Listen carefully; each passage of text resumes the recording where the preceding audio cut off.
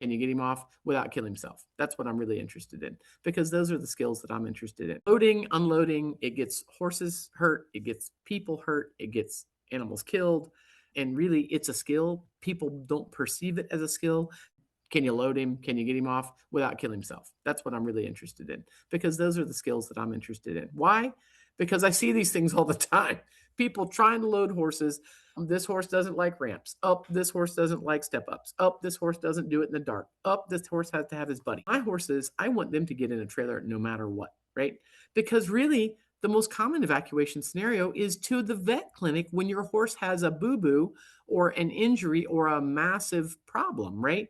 So that's why we're trying to emphasize the loading portion, right? If you have to hire somebody to come in and do a trailer loading clinic and teach everybody how to do it, teach your staff how to do it, teach your friends, your kids how to do it, it is a fundamental skill. It's the most difficult, dangerous thing you'll ever get a horse to do. And then once you do assume you get him on that trailer and you get him to the shelter, where are you going to go? What are the partnerships that you have to have ahead of time?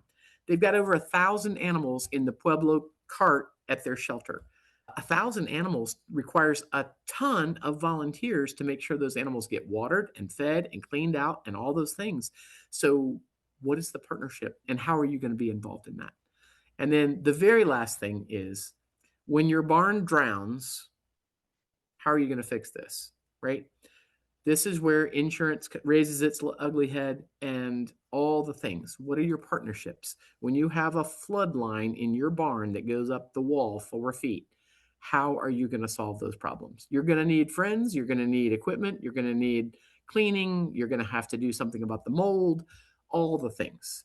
So when you return, what are you going to need to fix this? Make those lists ahead of time. Figure out what those things might be so that you are resilient through these disasters and are capable of solving these problems. I think obviously the biggest takeaway is having those communications and connections with those around you and who are going to be the people that you do end up needing and speaking to. And the loading question, I was recently at two different clinics in another state, and at both clinics there was three separate horses that were just taking probably half an hour to load. And I'm like, you just don't have that Mm. time, obviously, in situations like this. And the other thing that I took away was from our situation last year when we had the flood is that we're not in a huge area. We have some people who have 200 acres, we have 40 acres, some people are smaller, but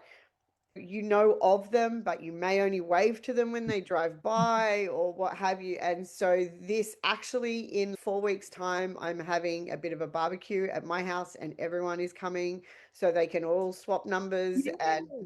and actually, because there's new people, there's a couple of properties have sold, there's some new people, they don't have each other's details, or you could walk past them at the grocery store and you don't You even never know know. that they're the guy who moved in up the end of the road. And then when it comes to an important time, at least then we can all communicate. So we're having that at our place in a few weeks.